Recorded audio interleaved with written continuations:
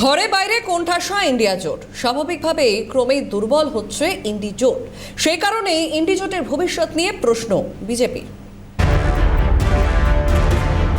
নিজের ঘর ভেঙে চুরমার হওয়ার জোগাড়, আর সেই মমতা বন্দ্যোপাধ্যায় এবার ইন্ডি জোটের বৈঠকে যোগ দিতে দিল্লিতে। এমনিতেই ক্রমশ শক্তি ক্ষয় হচ্ছে ইন্ডিয়া জোটের।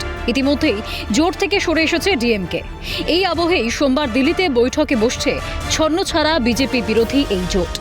আর এখানেই মমতা বন্দ্যোপাধ্যায়ের উদ্দেশ্যে রাজ্যবাসী গুনগুনিয়ে বলছে, আমার এ ঘর ভাঙিয়াছে যেবা, আমি বাঁধি তার ঘর।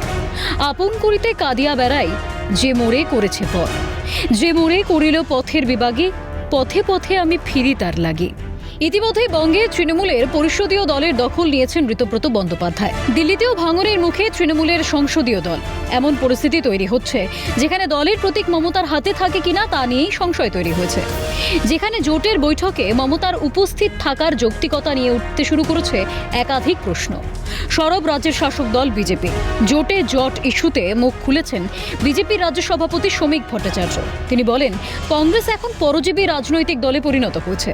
দেশে বিরোধী শক্তির অভাব বোধ করছেন বলেও জানিয়ে দেন বিজেপির রাজ্যসভার সাংসদ। কংগ্রেস এই মুহূর্তে একটা পরজীবী রাজনৈতিক দল হয়ে গেছে। ভারতবর্ষের মতো একটা বিরাট গণতান্ত্রিক দেশে, পৃথিবীর বৃহত্তম গণতন্ত্র, মাদার অফ দ্য ডেমোক্রেসি, যেখানে কোনো বিরোধী দল নেই, বিরোধী শক্তি নেই, এটা খুব একটা সুখকর নয়। মমতার দিল্লি যাত্রা নিয়ে কটাক্ষ করেন রাজ্যের পুরমন্ত্রী অগ্নিমিত্রা পাল। তিনি বলেন, ইন্ডিয়া জোট ছত্রভঙ্গ হয়ে গিয়েছে। দিল্লি যাচ্ছেন বা 8 তারিখে ইন্ডি জোটের অ্যালায়েন্সের বৈঠক ডাকা হয়েছে, কিন্তু আমি জানি না এটা কিসের অ্যালায়েন্স।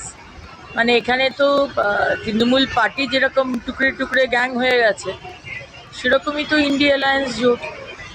আজকে সর্বভারতীয় সাধারণ সম্পাদক সিপিএমের মিস্টার বিবি, তিনি চিঠি লিখেছেন কংগ্রেসকে যে তারা কি করে এই জোটের মধ্যে থাকবে, যেখানে তাদেরকে সবসময়তে বলা হতো আজকে যে কেরালাতে যে একটা বিজেপির সাথে সিপিএমের অ্যালায়েন্স আছে, সেখানে আবার করে তাদেরকে কি করে ডাকা হচ্ছে, সেখানে তারা আসবে না, তারা চিঠি দিয়ে দিয়েছে। ওইদিকে ডিএমকে তারা বলছে তারা আসবে না তামিলনাড়ুতে, বিকজ তাদের অপোনেন্ট যে সরকার হয়েছে টিভিএস, তাদেরকে নেওয়া হয়েছে। মমতা ব্যানার্জির তৃণমূলের এই অবস্থা, টুকরে টুকরে গ্যাং, তো থাকবে কে? লালু প্রসাদজি শরীর খারাপ, তিনি শুনছি আসবেন না। তো হবেটা কোন বৈঠক, কোন ইন্ডিয়া অ্যালায়েন্সকে নিয়ে? এইটা একটা বড় প্রশ্ন আর কি। অস্তিত্বহীন রাজনৈতিক দল একজোট হয়ে ঘোট পাকানোর চেষ্টা করছে, মত বিজেপি সাংসদ জ্যোতির্ময় সিং মাহাতের। রিজেক্টেড যত আছে তাদের জন্য একটা আমোদ প্রমোদের ব্যবস্থা। এরা প্রত্যেক রাজ্যের থেকে রিজেক্টেড মাল সব আছে, এদের কোনো অস্তিত্ব নেই, কোনো এদের ভ্যালু নেই। সবাইকে সমাজ একদম বহিষ্কার করে দিয়েছে। ডিএমকে, ওদের মুখ্যমন্ত্রী হেরে গেছে, ওর কি আছে দাম? কংগ্রেস পার্টি সব জায়গায় হেরে হেরে ভূত হয়ে গেছে, তার কি দাম আছে? তৃণমূল কংগ্রেস গোহারা হেরে গেছে, মুখ্যমন্ত্রী পর্যন্ত হেরে গেছে। তারা এখন কি করছে, একটা জায়গায় হানিমুন পিরিয়ডের জন্য ব্যবস্থা করছে, কিছু খাওয়া দাওয়া করবে, এতদিন রোজগার করেছে, তাছাড়া কিছুই নেই। জনসাধারণের কাছে, সমাজের কাছে, দেশের কাছে কোনো এদের অস্তিত্ব নেই, এরা মূল্যহীন। জোট আছে কোথায়? এই ইন্ডি জোটের কি দাম আছে? ইন্ডি জোটের কবেই পিন্ডি চটকে গেছে, এদের আর কোনো দাম নেই, এদেরকে কেউ গ্রহণ করে না। নিজের মধ্যে ঘোট পাকানোর চেষ্টা করছে, কোনো দাম নেই এদের। ইন্ডি জোটের কোনো ভবিষ্যৎ নেই, সাফ বক্তব্য বিজেপি সাংসদ মনোজ টিগ্গার। দেখুন, যেভাবে আমাদের দেশের যশস্বী প্রধানমন্ত্রী নরেন্দ্র মোদীজি দেশে কাজ করে চলেছেন এবং বিগত 50 বছরে যে কাজগুলো হয়নি সেটা আমাদের 12 বছরে হয়েছে।